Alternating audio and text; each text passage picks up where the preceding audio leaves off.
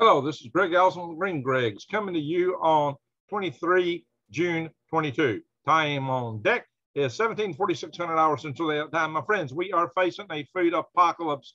I got to tell you that we're going to be seeing crazy inflation. We're going to be seeing shortages, and we're going to be seeing some places people will be starving. Hopefully not in America, but it is possible. I'm about to talk about quite a bit of this, including the long term, the short term, and different things the farmers are doing about it and what you can do about it. So buckle up. Let me share this presentation here so that you can see what we're looking at. Yes, this is a food 9/11 event. And yeah, this is a silo just very near to where I'm at here local. Okay, the date's off. I was going to do this yesterday. Okay, food supply threats. As you can see, the cost of fertilizer is one of the many things that's going up. We're going to talk about, again, near-term food supply threats, long-term food supply threats. We're going to talk about what the farmers are doing, trying to do to adapt, how even that may cause us food supply problems. And we're going to talk about what you can do to adapt and survive. And I'm going to give you 3 ways that you can actually grow all the food you need on a 1/10 of an acre, maybe even a 1/12 of an acre, and survive, thrive, and stay out of the hive, more or less, how you can get by. We're going to talk about this, my friends. So buckle up. We got a lot of content coming here. In fact, I got more content in this video than a lot of the courses you pay money for that a lot of my compadres advertise here on YouTube. All right, subscribe, bang the update notification bell, and click all if you've not already subscribed to my channel, Green Greg. So yeah, by the way, that's my website down there. And by the way, you can also help Green Greg's and help yourself right now, because part of the solution is growing your own garden. And there's still things you can grow. And you need to store seeds for next year just in case you can't get them. Because I don't know, if the power grid goes down and certain other things, you might find it impossible to get things next year. So I say buy now, store, have seeds set aside. The best way is to go to Tree Leaf Market. You can help me and yourself by using the link below that you see here, which will also be listed in the show notes and in the pin notes of the comments on this video. All right, my friends.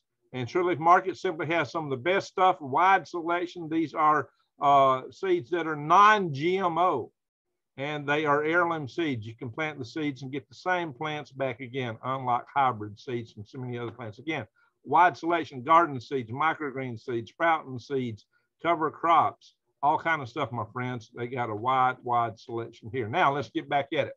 Okay, here we are, my friends. Near-term food supply threats. We're going to start with that. Right now, we know that fertilizer costs and fuel costs have shot through the roof. And fertilizer costs are being passed on to you in the food. But it also means that some of these farmers are making choices. Some of these choices are not to fertilize as much, which means they won't be growing as much, which means there'll be less food available. And it's another price driver and availability driver. I'm going to show you where I went out in the fields here locally so I can show you firsthand what the farmers are doing. There won't be no hearsay, no talk, no all these numbers a lot of people talk. I'm going to show you the in-field evidence where I went to several fields. I have spent a lot of time putting this video together. In fact, I've been working on it for a couple of weeks. So bear with me, guys. We'll look at this, how much increase we've had. So we're going to take a couple pickup points and just look at the increase in these fertilizers. And here we are, guys. This is from this chart, okay? And we're going to compare 1 June of 20 to 1 April 22. DAP, which is diammonium phosphate, which is get your phosphorus from, went from $275 to $954. Holy walking smoke and moly. MOP, which is murinated potash, which gives you the potassium, went from $202 to $562.5. Urea, a source of nitrogen, guys, which is basically urine product, went from $202 to $925. These are huge price increases. What's phosphorus? Phosphorus enables your plants to flower and fruit. Potassium gives your plants the structural strength, the roots, the stems. And nitrogen helps form the chlorophyll, which your plants need to grow and eat and survive. All these are the 3 key macronutrients that farmers use. And unfortunately, most modern farmers really only use these, so you're getting really deficient in a lot of your micronutrients, which I talk about a lot too. We'll cover some of that going forward in this video, all the things you can do to help yourself and even the big farmers deal with these problems. Here's some more different fertilizers. Oh yeah, these are by metric tons, guys. These are prices per metric ton. And you can see some of the other type of sources we get for ammonia, sulfur, and all these are coming from natural gas. As you can see, the prices have shot through the roof. There's no other way around it. And what else is affecting? So here are the fertilizers. Again, we can see what comes from the Russian Federation. Some of this comes from Belarus. Some of this comes from Ukraine. Well, basically, Ukraine's not shipping anything out, and the Russian Federation is holding back their fertilizers. That's why prices are going up. And Belarus is probably just supplying themselves too. So you can just say these are off the market. Raw materials, a lot of which goes into these, is ammonium and sulfur.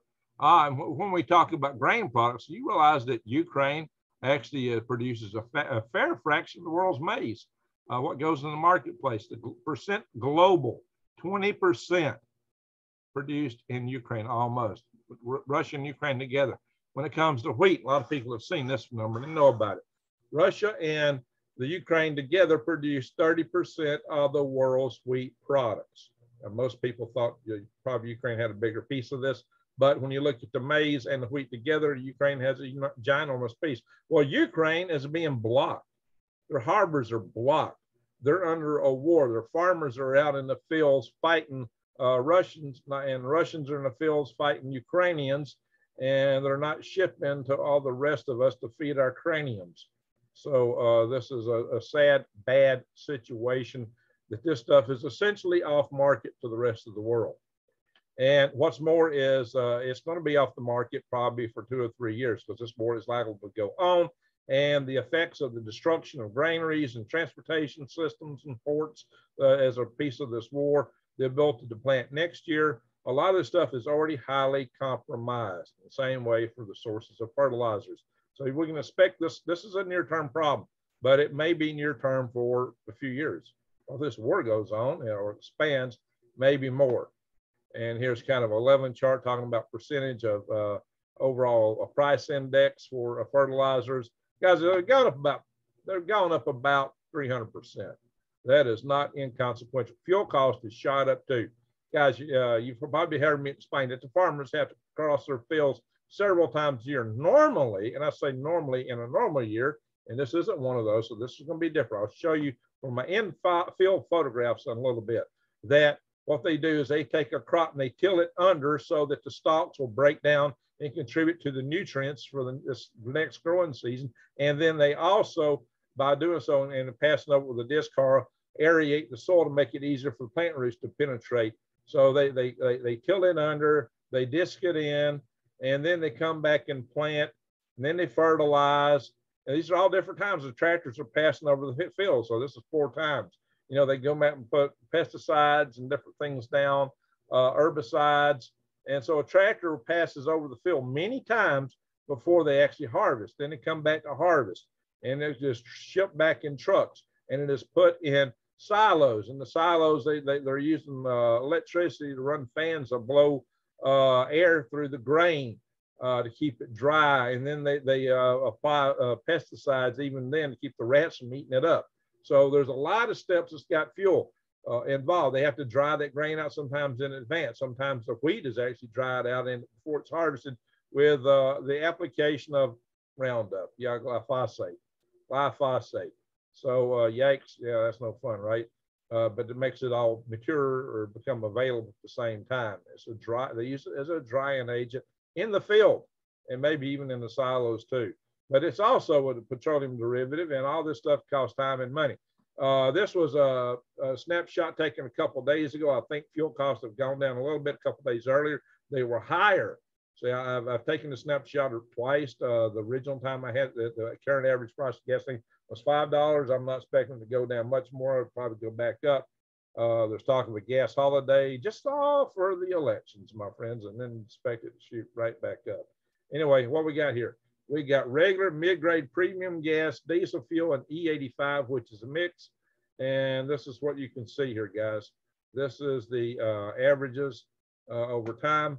But guys, this also includes not only the farmer, it includes the guy who hauls the seed and supplies to the farm. It includes the truck that hauls the grain to the silos, the trucks that hauls us to the processing plant where it's ground and processed, and then it's usually cooked or baked in some kind of finished product, and then it is wrapped, and it goes to a warehouse. All these are trucking operations. The wrapping is usually a plastic, which is a petroleum product, and then it goes to a store where it's got to be heated and cooled. But all these goes tos are transportation costs, fuel costs added to your food. Peak phosphorus. Now we're talking long-term problems, my friends. Peak phosphorus. Some people say this is how many megatons of phosphate rock we mine per year, up to right about now. So guys, the production of phosphate rock for supporting our agriculture has shot up dramatically. This is what the farmers are using, and it's projected that all the lower cost phosphate rock and mineral is going to be exhausted really soon. According to this, that we are in a phosphorus cycle, and let's see, the predominant sources of phosphorus in modern times is phosphate rock. It used to be guano, but they pretty much mined out most of the readily available guano, and bats and birds ain't making it fast enough for our agricultural purposes. It used to be bat guano, bird guano, but now they're using mineral guano, mineral phosphorus. But Earth's commercial and affordable phosphorus reserves are expected to be depleted in 50 to 100 years, peaking in just 8 years, which means the availability is going down and costs are going up. And then they expect us to run out of it. Now, some people are arguing, so now we're going to have it for several hundred years. So there's some argument about this. So this is all similar to the discussions of peak oil. Will we have it? Will we not? Either case, we may have challenges, and we currently have challenges with the supply of phosphorus. This also goes for potash, which gives us the potassium. But we're just picking on the phosphorus signal. It's the one that looks tightest. So we're focusing on phosphorus right now. As you can see, the global distribution of commercial reserves of rock phosphate, mostly in Morocco. Can you believe that? That's kind of funny, right? So in Vietnam has got a little slice. Finland has a fair slice. China, this is China. India's green slice. No, that's Egypt. India, just a little bitty slice here. And so you can get an idea of USA. We got 2%. That's the USA supply right there. That's what they claim. This is an example of having phosphate and not having phosphate and lime and not having it. This is an old photograph from TVA from way back. Shows the stark difference. But see, there are other potential sources. Limestone mineral dolomite has phosphate. Kelp, seaweed, is a good source of it. So maybe we can use seaweed on a more commercial scale for big farmers. Manures. This is how we got it in the past, was from manures. And, like I said, it was guano at one time, bat guano, bird guano. Well, other manures have it too. But, manure and compost and wide applications for fills, it might be difficult, but it's a lot easier to do for our smaller market gardens. What you can do yourself, just don't want to use human manure or predator manure unless it goes through a long decomposition process. We should go more into that in the future. Worms, though, are wonderful because there's no bacteria survives the gut of a worm. We'll go into worm farming and its contribution later in this video on this topic. But there's a set of plants called Chimpodiums, which actually are very good for pulling up phosphorus from the rock below. And one of the key ones is one a lot of farmers hate. They call it pigweed. Us herbalists call it lamb's quarters or goosefoot. Or amaranth. Also, quinoa fits in this category. Quinoa, amaranth, lamb's quarters, all are part of the Chimpodium family. Another plant that pulls minerals from deep in the ground is the dandelion. It pulls up calcium. Okay, peak topsoil is an issue we have in the long run. We're running out of topsoil. Topsoil erosion rates are very high. We got to have topsoil in order to produce food. And we have been eroding it away. I think the erosion rates have slowed a little bit lately. As you can see, it's gone down some over time, but it is still way too high. We got to preserve our topsoil. And you can see here an old picture taken by TVA back from the Depression area. And here's a wash where a lot of this topsoil is washing away. Human activity is increased by 10 to 15 times the rate at which erosion is occurring worldwide. Some of the fixes, terracing. This is something that come out with the 20s, terracing. They've known this for some time. But modern farmers usually just take the old terraces that the farmers with mules and small tractors set up and piled them down so they could run their big, heavy, long, wide harrows across it. And so now we're back into soil erosion. Using trees as windbreaks helps keep the wind from blowing away at least.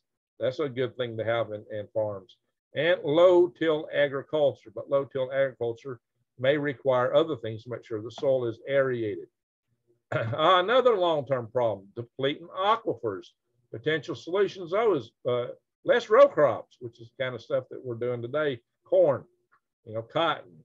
When I say corn, I mean maize, maybe even wheat. Basically, what we're doing is we're mining the aquifers for water at a rate faster than it's been naturally reproduced or replaced. And that's why we're going to be running out. Extracting the water from air might be costly. It might have a limited amount because if everybody's doing it across the farms, it might dehumidify the air really fast, but it's a potential way to help in this. Aquaponics, believe it or not, even though aquaponics is water-based, it uses only maybe 20% of the water of all the other systems, which is spray water on the ground and evaporates away. Piping and desalination of seawater, that may be something to do in the future. Maybe we pipe it into the Midwest and places after desalinating it. That's a possibility. Grow your own food. But Greg, we still got to have water. Well, you might be more efficient in the use of your water in these big open fields, especially if you're doing aquaponics or other things. All right, here we are. This is the OGALLALA aquifer, or OGALLALA, excuse me, OGALLALA, excuse me, why I have a hard time saying that. And you can see when it is reddish here that these areas have little or no saturation in the thickness. This aquifer is getting depleted rather quickly. So this is the water we're mining that helps supply our wheat basket, our bread basket, the Midwest. So we may be in trouble. This is another depiction of it. Estimated groundwater withdrawals for all uses from all aquifers by county in that area. And you can see the dark ones are where they're drawing the most out right now. And the rain is not putting it out to match the rate at which it's being drawn. And there's a whole other set of events. These really should fit back in the short term. I probably should have reorganized this. You realize that in the last 16 months, around 50 food processing plants have been destroyed by fire, and a couple of them by planes crashing into them. Is that weird or what? And here's a list. 5 February, Wisconsin river meats processing facility destroyed by fire in Maston, Wisconsin. Okay, don't hold me with pronunciations. Look, guys, you can see all these different places destroyed by different events. March 19th, Walmart Food Distribution Center catches fire in Plainfield, Indiana. I'm not going to read all of these. 50,000 pounds of food destroyed in Maricopa, Arizona. Wow. Now, this is just a couple months of sampling, guys. It's like, February through April. April 21st, plane crashes into and destroys General Mills factory near Atlanta, Georgia. Is that weird? Is that weird, a plane crashing in? Yeah, it's like that original picture I showed you, the plane crashing into the silo. That's kind of what it reminds me of, right? Yeah, so there we are, just a ton of food processing plants that have been attacked, burned. Something's happened to them. Why? What's going on, guys? Well, whatever it is, the outcome is less food processing availability, which also stands to put us in a bind, in a pinch. That means, this is because we rely on others to cover for us. Land use has been changing. A lot of places used to be dairies like this one is no more. Some people aren't even growing anything this year. There's some big pastures. Actually, that was a field. That was a planted field, and this year, nothing. There's another one beside it the same way. And other uses of land change is that we're urbanizing, we're building houses. And then we got these great big mushrooms are just popping up in the middle of the fields everywhere right now. And another thing that can give us a big long-term food prospect of shortage, which might occur in the near term, given all the war saber rattling going on, is an electromagnetic pulse. If it comes from a high altitude EMP attack, This could happen this year. Who knows? With all the international tensions, if we lose our power grid, if we burn up these great big heavy 200 to 400 ton transformers across the country, we're not going to be driving trucks. We're not going to be running tractors. There'll be no fuel. There'll be no seed. The big farms will shut down completely. You are going to, in fact, you may have an opportunity there that you can go in and offer to share crop their property with seeds that you bought, if you look at the links above, and that may be what's going to save you and your farmer too. So, hey, look, I'll come on your property if you'll let me share crop it, and I'll give you half the crop. All right, down on the farm, what are farmers actually doing to cope? Well, here I am standing behind a good stand of corn here in June, middle of June, and that stand is looking good. This stand has been watered, it's been fertilized, it's planted on time. I expect this stand of corn to do well. And there it is. But this stand behind me up in, now this is close to me. This is only a couple miles from me. This stand up in Tennessee, just a couple more miles up the road. I'm 8 miles from Tennessee, guys. This is probably about 9 miles from me right here, maybe 9, 10 at most. And see, it is much shorter. Is it shorter because of lack of fertilizer? It's looking kind of green, or was it planted late? Whatever the case is, this stand of corn is definitely much shorter than that. See the difference? Big difference. And you can see that these fields are huge. And I got to look down to photograph it, and there's my knee, so that's about knee high. And here's some other fields up in Tennessee. That corn there is not looking all that great, but I'm about to show you some that's really anemic. That's about knee high, but not looking so great, maybe ankle high. But that corn is anemic looking. And then look at this field. If you want to talk anemic, this makes me think that some of the farmers are skipping on fertilizers. Corn is a heavy feeder. And maybe one of the ways they're controlling costs, there's some other ways I'm going to show you, but one of them may be they just are not feeding it like they normally do. Look at this field. This whole field. It's not just right here close by where maybe the water pulled, and that's a little high area. Actually, water's not pulled there. What you're going to see is this whole field is looking anemic. And this is a big field. Everywhere I look, the corn looked very anemic. You see, it's about ankle high. This is not very high corn, guys, and the whole field is like that, all the way out. See there? This is a big field, for Alabama. And look here, they even got irrigation equipment. Are they running it? Well, that is a pathetic, pitiful-looking field of corn, and that's a big one. This kind of smacks at the idea the production may not be what it normally be. This is why I'm not going to do, like Yanasa channel where he goes through all the USDA crop forecast. I don't think there's any sense in going online and looking at crop forecast when a crop forecast counting acres planted and going by the normal yield in bushels per acre probably is not applicable this year. I think he will admit that. He talks about that too. So I'm not really trying to cut him down. I just don't see any point in going to the USDA crop forecast when I can go to the fields and see what's there. Now, this is what's being harvested locally. Last year, we wasn't hardly any winter wheat planted here, but I guess the farmers saw the price increase and the opportunity, and they're either going to have a hard time planting a lot of stuff. And there's some advantages of planting winter wheat. You can do 2 crops here when you do that. You can plant beans in there without tilling this stuff down after you harvest it. This is a nice crop. It looks good. And the guys here locally are getting good harvest out of it. There it is in my hand. Winter wheat, nice looking kernels. Here's what they usually plant where the winter wheat is. Beans, soybeans. You plant it in the winter wheat, the wheat stubble provides a ground cover, a mulch. You don't even have to plow it in. But this year, we're planting wheat not in straw. They're planting where other crops had been. Here is cotton, planted the same way. Look at all the refuge from last year. It's not tilled in. It's not discarried, which means that the nutrients from these stalks is not going to contribute to the growth of this crop. It also means the soil is not very aerated, so the roots are going to have a harder time penetrating.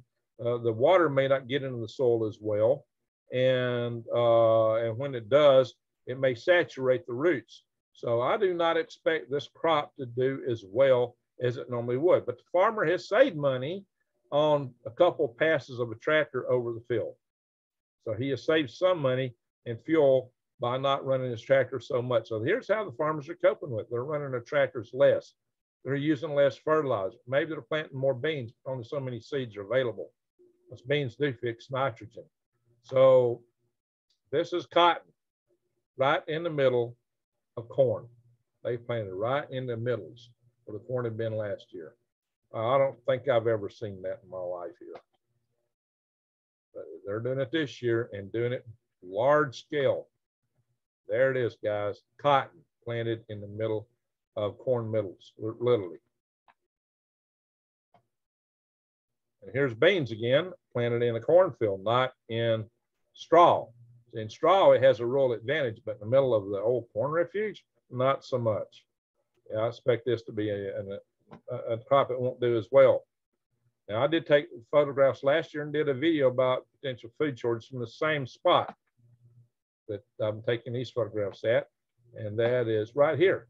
That is the corn that grew there last year. That corn crop, same spot as that. All right, here's some wheat just harvested. This is the stubble they're leaving in the ground, and rather than till that end, they do plant on top of that, and they found that the beans do well because beans are nitrogen fixers, so they're okay with that somewhat, and that provides a real good cover for them, and they probably don't have to spray for weeds the same, so you get some advantages in planting in the wheat straw. But they're trying it but they're trying this though in where there was corn. You don't get those kind of advantages. But you don't have to. They are paying advantage of not running the tractor back and forth as much.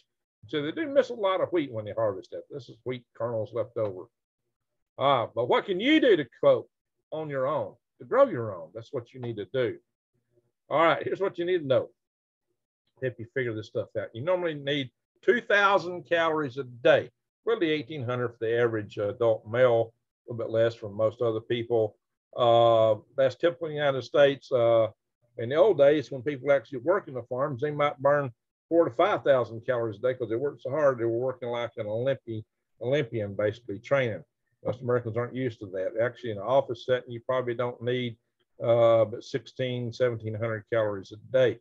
But in pounds of food per year, about 1,996 pounds of food, 1,996 for the average American adult.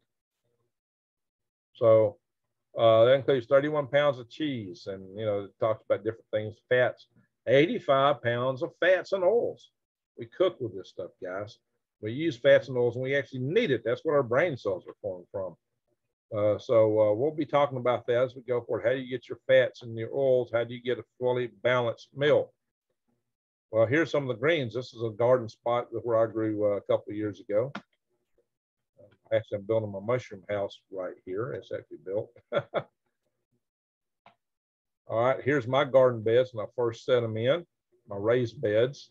Raised beds are better most of the time because it sets up a bed that you can stay out of so the soil stays fluffy. You walk on the sides. If you put your foot or hand in this bed, it's been estimated you actually reduce the productive capacity of that bed by 50% by compacting it. 50%. I got some stuff already planted there, you can see, and some not. So you can tell I built these beds first. This is when I first started laying out my raised beds, and those aren't even done up there. See how they're still kind of laying around. I use my tractor to move them around. So there we are, my friends. And here's right out of those same raised beds, trellised up tomatoes. I love the cherry tomatoes because you have to cut them up, store them in the salad and eat them. You can see corn on the right. And you can see some sweet potatoes I grew, which were ginormous. I have problems growing those back there now because of deer. I'd have to fence off a little bit to do that. These were really nice. I had made a lot of sweet potatoes. And look, guys, you don't have to go outside. You can grow indoors. Talked about this. I got videos growing in my living room, microgreens. Well, these are growing in my trailer now. So you can grow a lot of food indoors. If you want to grow microgreens, so a lot of people say, Greg, I don't have a field. I don't have, well, you can grow in your bedroom. You can grow in your closet, in your living room. Just take you a couple of big pots to put the seed plants in and grow them out on the stoop or a porch somewhere so that the seed plants can grow Most seed plants produce tons of seeds, and you can grow save a little bit to replant the seed plants, and then grow microgreens. You can do sunflowers. You can do all kinds of different things. Leeks, and that's grass, wheatgrass, believe it or not. It looks like I got beets down here. A lot of different things here. It looks like probably borage there. We got, broccoli and different kind of microgreens in here. Check it out, guys. Y'all can do this. And one of the best examples of people that really produce a lot of food on small acreage is here at the Urban Homestead in Pasadena, California. And I've been there a couple times, and I got a couple of videos from my last trip there. You can check it out on my channel. The DeVace family produces 7,000 pounds of food on 1/10 of an acre, just using raised bed gardening and some trellising, a little bit of trellising on the walls around the property. They don't really go out of the way to trellis though. So that's enough on that metric alone to feed 3.5 people if they're consuming this much food, the American average. But what they do is they actually grow high value food. They sell it. They sell from that and make a living off this 1/10 of acre. And they eat off this 1/10 of acre, everything except the grain products they eat. So they buy the grain products because this other food they sell is so much more high value. They're able to produce from it, make a living off of it, and turn around and buy the lower cost grain products, which may not be low cost for long. Now, if you had greenhouses where you could increase the food carbon dioxide content, this is plant food, guys, by 20%, you could actually increase, you can increase the growth such that you would get about 8,400 pounds of food out of the same area. That would feed over 4 people directly. But I'm going to show you how you can actually on the same plot still feed 4 people and get a better mix of the calories and the fats, the starches that you need to survive. So that's going to be a little different than how they do, because they really have a market garden here and it's geared more toward lettuces and so forth. But we're going to talk about this and how you could actually add to that actually more area by multi-layer. And one way is aquaponics tubes. And I'm going to talk to you later about using plants to multi-layer, using the 3 sisters approach that the Native Americans used. All the food, basically, and I got a way of showing you how you can grow it in your home. Actually, all the food could be grown in the homes.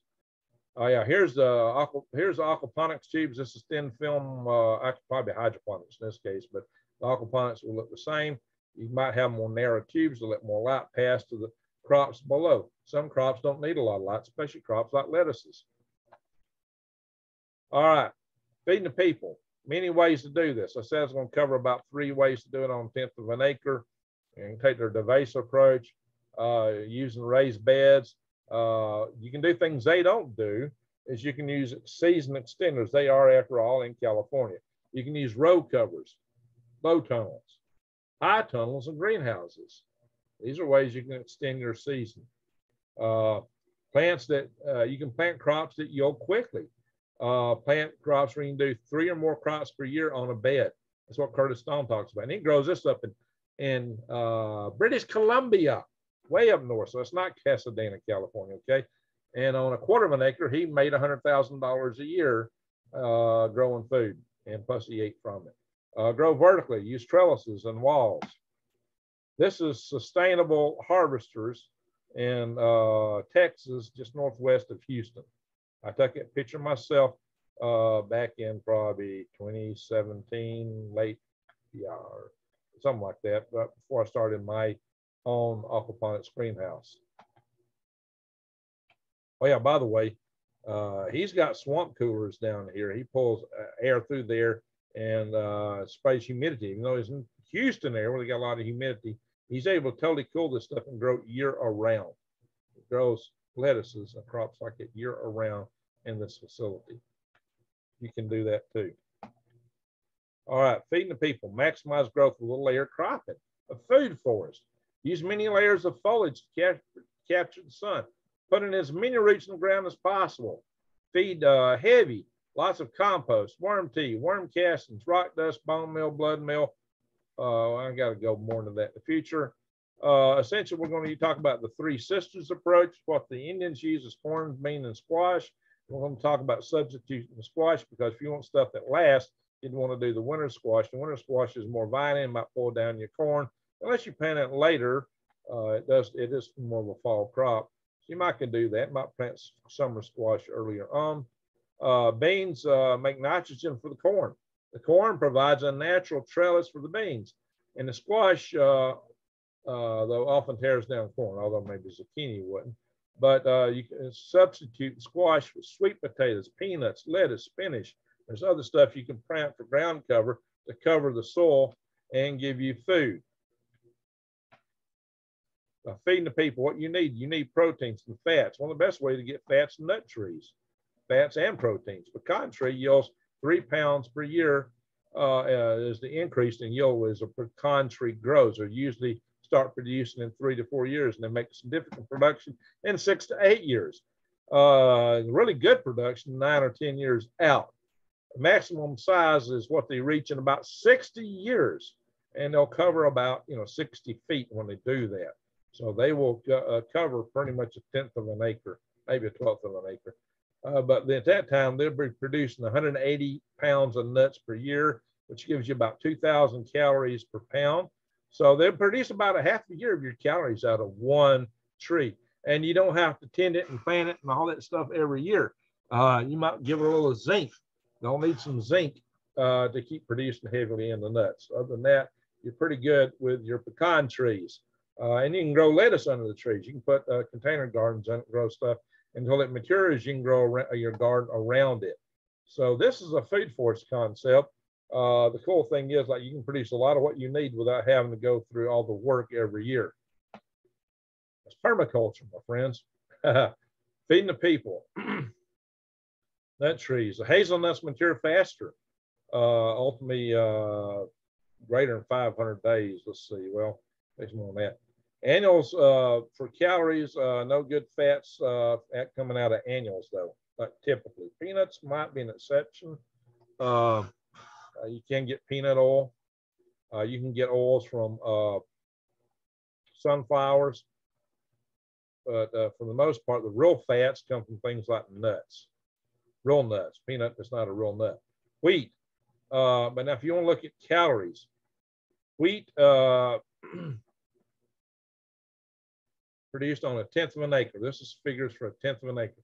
Wheat, corn, potatoes, figured on 1/10 of an acre. Wheat will give you 641,300 calories.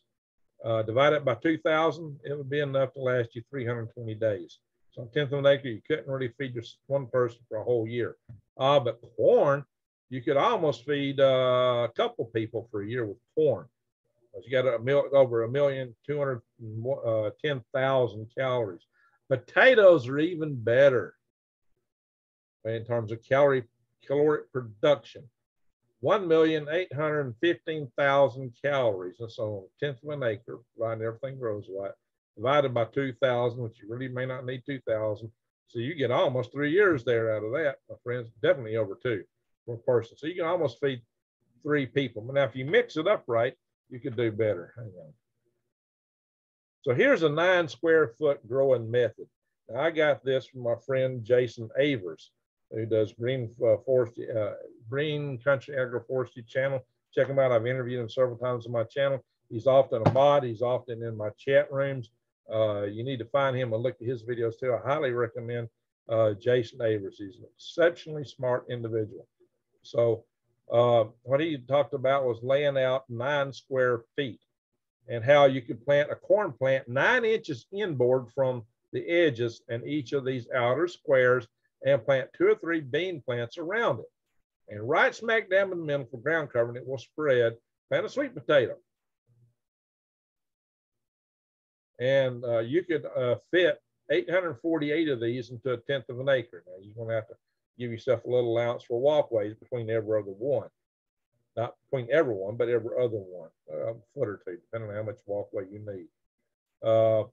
Now, you can put 403 of these in 1/12 of an acre.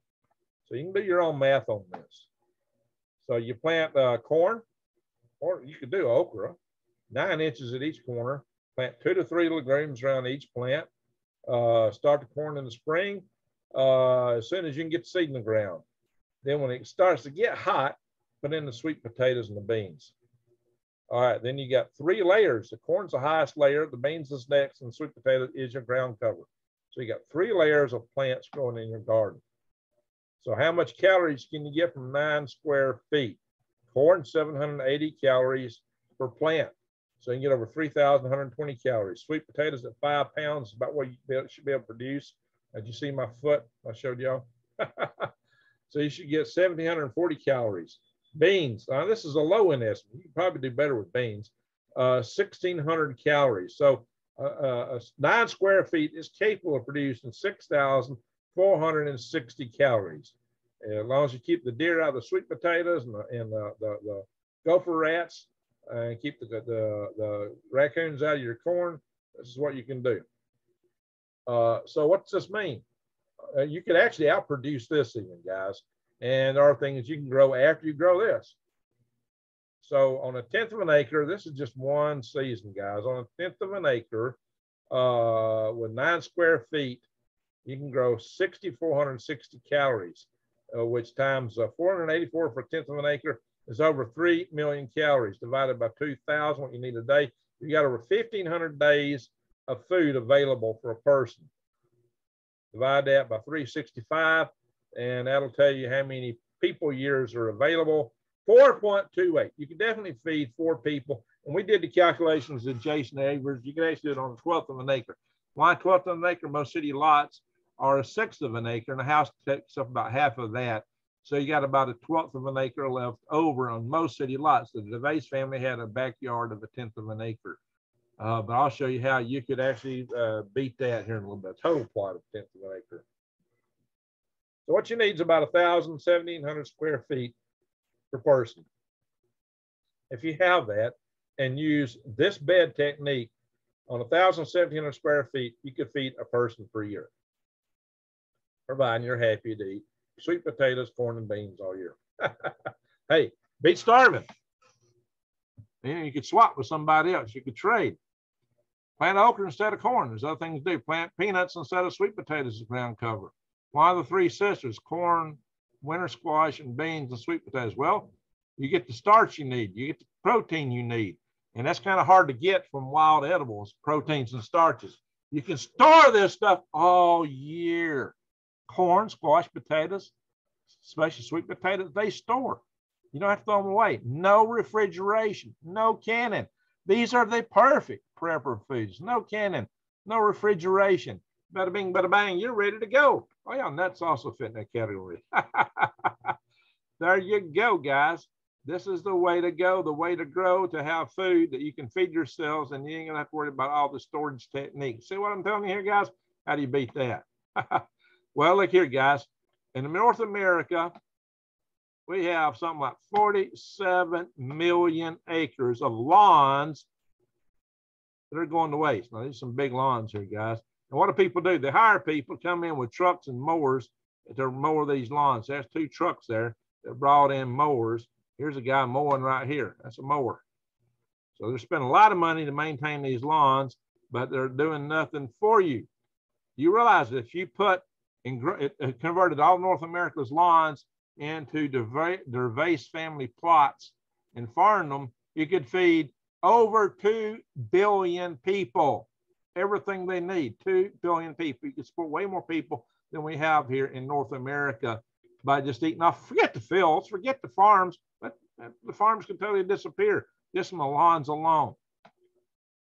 Just the lawns alone. Yeah, I didn't count rooftops. Yeah, you can see 2 mowers. There's a guy with a mower, and here's a guy with a mower. A lot of fuel, a lot of, yeah, they burn gasoline. That's an expensive proposition. Hey, and even under shade, you can grow stuff, especially when it's hot. Lettuce needs shade. Worm farms, mushrooms, all can be grown in the shade. Oh, yeah, we didn't talk about mushrooms.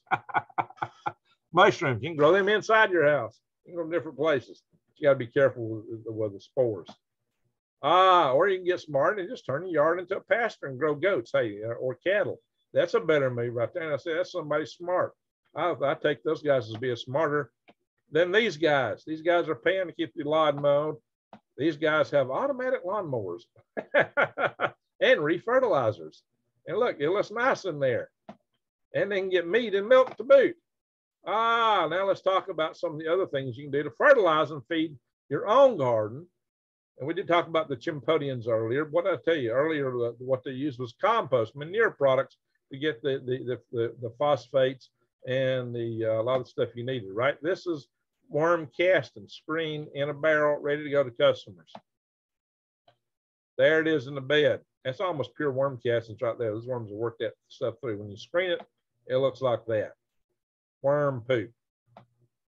See, the worm has a great thing because when it puts out a poop, it has a mucus in it that makes it dissolve slowly over time.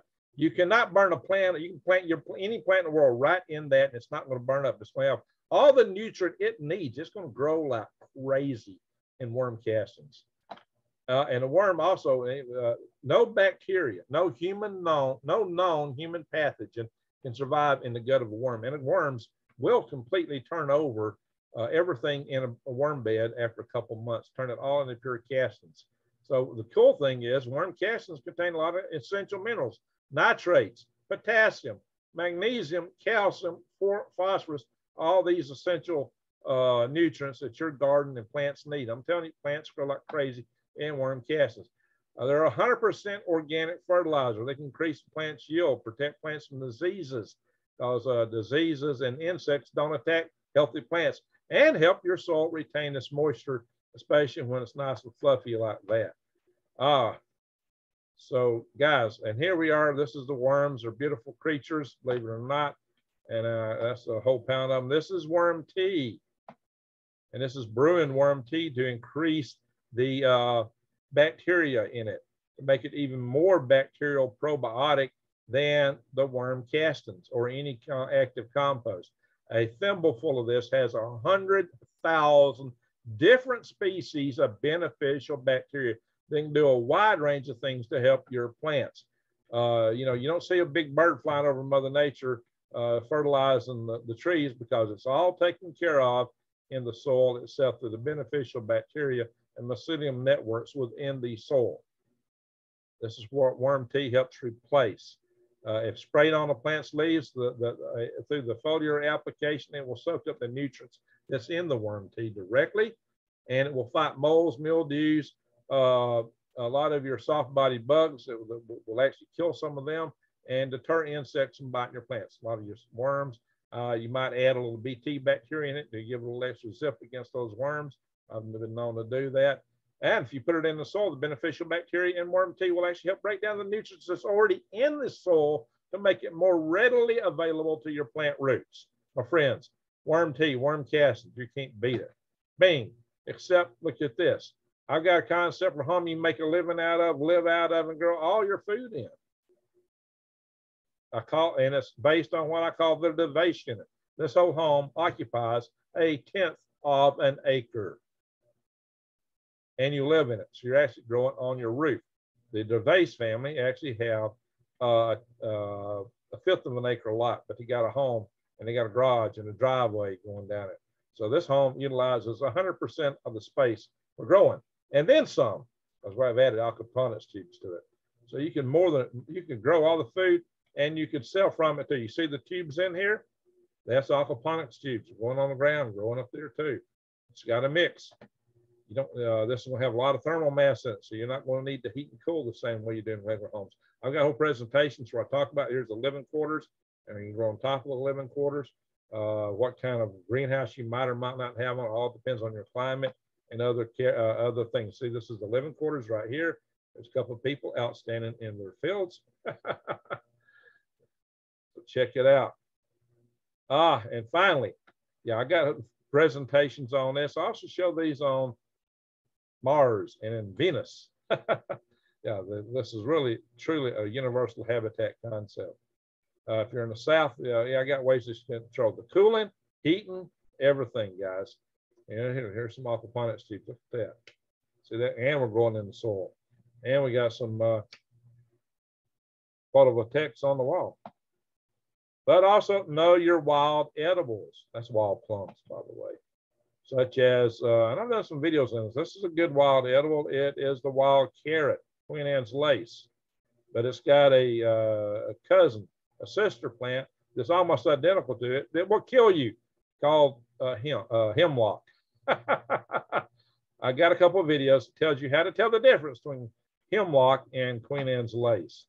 One of the things to do, Queen Anne's lace has got a little purple flower in the middle, and the legs are a little hairy. But check out that video I've done, so you because I go a lot more detail into it. Here's some wild dandelion growing up, greens. Sometimes you get wild lettuce growing out like that. You know, you got to have an eye for this kind of stuff. See, I see these guys here, and I know to look down here, and I got narrow leaf plantain in here. That's also a very good medicine. It's good for fighting bug bites, and even some people use it on snake bites, spider bites. Chew it up, make a poultice. And there's two kinds of clover growing that are wild edibles. Guys, there's tons of wild edibles. Cool thing, guys, is this. I'm blessed to live in an area that has plenty of water. But if you don't have plenty of water, you can do water conservation, and especially if you're in greenhouses. This habitat I had is a water conserving habitat. It's kind of like, you know, the earthship house on steroids. You know, the earthship houses on the back of the living quarters, that part of it collects all the water they need and use from rainwater in the desert. So you could definitely do rainwater collection off these and have plenty of water just about anywhere. But the key thing also is to do some recycling, to have maybe dehumidifiers take out excess moisture. But we're going to blow some of this air through this thing. There's different ways to manage that water to make sure you retain it. Aquaponics is a lot more efficient way of growing water. You know, you use only water, but you also get protein, you get fish. So there you go, my friends. There it is. There's a pretty picture taken from Tennessee into Alabama. Those mountains are in Alabama. This lake is in Tennessee. Probably the state line is just past those trees. There's a short field of corn, but we have plenty of water in this area of the country. I got 40 acres in Arizona. It's got plenty of water underground. Again, that's an aquifer. It'll be good for quite a while because Northeast Arizona don't have the big cities pulling from it. Anyway, there we go, my friends. I just wanted y'all to see all these things and understand. Let me stop this share. Guys, I want you to understand this. We have a food crisis. It is long-term and it is short-term. We got an immediate short-term crisis. The inflation they're seeing right now is due to the short-term crisis. It was already going to happen before the Russians invaded Ukraine. It was already beginning. There's other things driving inflation right now, and generally across the board, in food specifically. The sudden lack of fertilizers, the sudden spike in fuel costs is going to dramatically increase the price of food because, among other things, the production is going to be down. If these production facilities keep getting hit, your availabilities, what can I say? It's going to be tough. There's going to be shortages in countries that are really dependent on Ukraine and Russia for their food. Ukraine really feeds North Africa. Those people are going to be starving.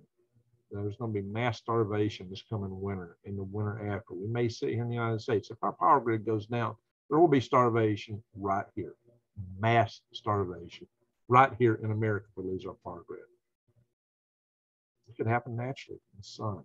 We're not protected. I have dealt with trying to promote getting our power grid hardened for years. That's why I've chaired 2 power grid defense conferences. The last one cost me a fortune.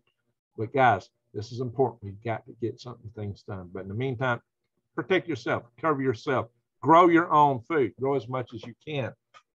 You may want to go store some food. Go to the big box store, get the beans, get the dry beans, rice, macaroni, all that kind of stuff. Stock up on canned goods. Those cans out of cans isn't all that great because they put a lot of extra BPA stuff in them, and they're heavy, bulky, kind of hard to move around, right?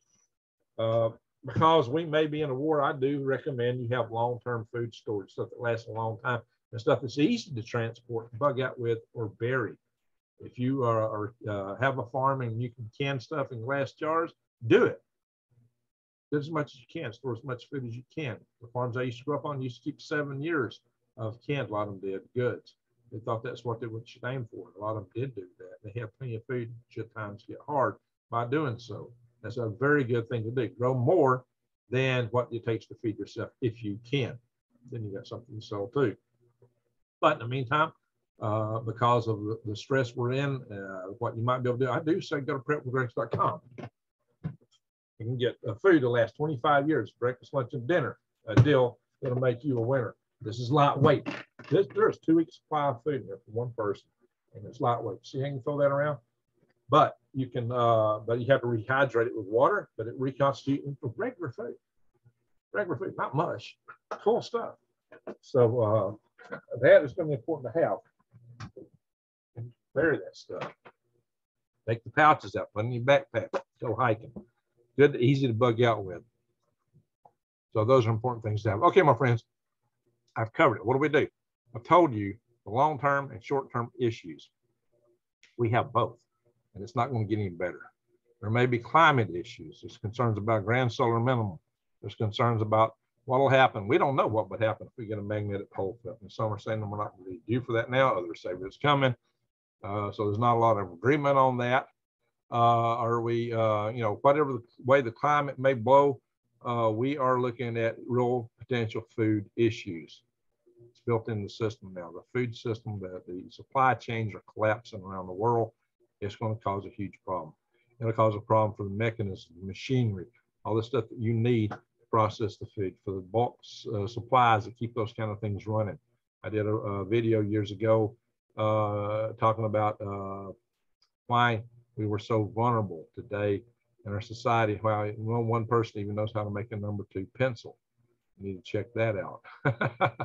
So yeah, I've got a lot of videos in here that cover this stuff. So friends, again, subscribe, bang that notification bell, and click all. And just more than anything, in the comments below, let me know what you're doing. Leave advice for other people, what they can do, things that they should consider to prep, to get ready. We are a community. We're a family. Let's take care of each other.